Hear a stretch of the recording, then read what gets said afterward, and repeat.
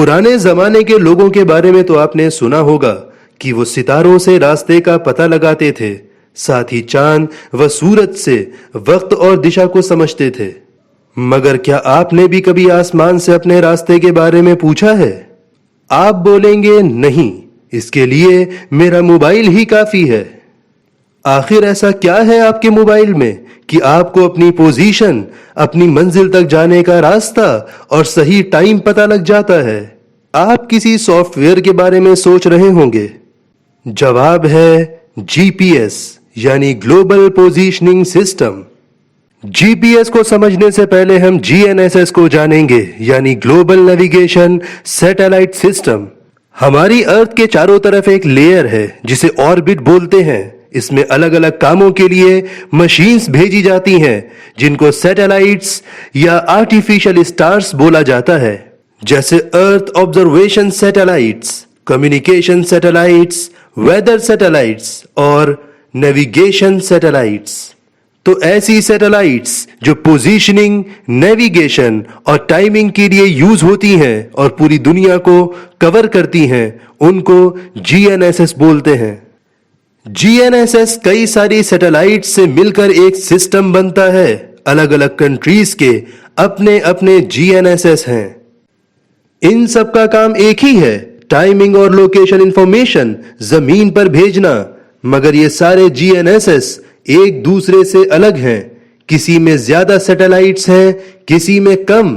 किसी की सैटेलाइट्स जमीन से ज्यादा दूरी पर हैं और किसी की कम दूरी पर। ऐसे कुल 4 मशहूर ग्लोबल नेविगेशन सैटेलाइट सिस्टम्स हैं। पहला जीपीएस, ये यूनाइटेड स्टेट्स का है। इसमें कुल 32 सैटेलाइट्स हैं। यह समुद्र से 20,180 किलोमीटर की दूरी पर है। दूसरा ग्लोनास, ये रशिया का है। इसमें 24 सैटेलाइट्स हैं और ये 19,130 किलोमीटर की दूरी पर हैं। तीसरा गैलीलियो, यह यूरोपियन यूनियन का है। इसमें 22 सैटेलाइट्स हैं और इनकी दूरी 23,222 किलोमीटर है। चौथा बीडू है, इसको चाइना ओन करता है और इसमें कुल 33 सैटेलाइट्स हैं। इनकी दूरी 21,150 किलोमीटर है। इंडिया का भी अपना एक नेविगेशन सैटेलाइट सिस्टम है जिसमें 7 सैटेलाइट्स हैं और इनकी दूरी 36,000 किलोमीटर है। मगर ये ग्लोबल नहीं है, ये बस इंडिया और इसके आसपास 1500 किलोमीटर की दूरी तक ही इंफॉर्मेशन कलेक्ट करते हैं। इनको IRNSS यानी Indian regional navigation satellite system बोलते हैं। इन सारे नेविगेशन सिस्टम्स में सबसे ज्यादा जीपीएस यूज होता है क्योंकि इसकी इंफॉर्मेशन बहुत ज्यादा एक्यूरेट होती है और ये दुनिया के छोटे से छोटे हिस्से को भी कवर करता है।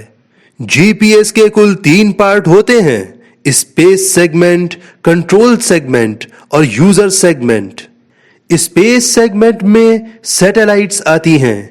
जीपीएस जिसको यूनाइटेड स्टेट्स ओन करता है, इसमें कुल 32 सैटेलाइट्स हैं जिनमें हर एक 11 घंटे 58 मिनट और 2 सेकंड में पृथ्वी का चक्कर लगाती है।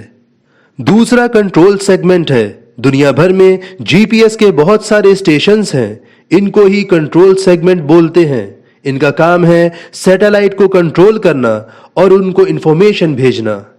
तीसरा यूजर सेगमेंट, हम सब इसी सेगमेंट में आते हैं।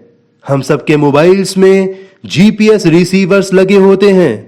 ऐसी और भी बहुत सी डिवाइसेस हैं जिनमें जीपीएस रिसीवर्स लगे होते हैं, जैसे सेटनेव्स।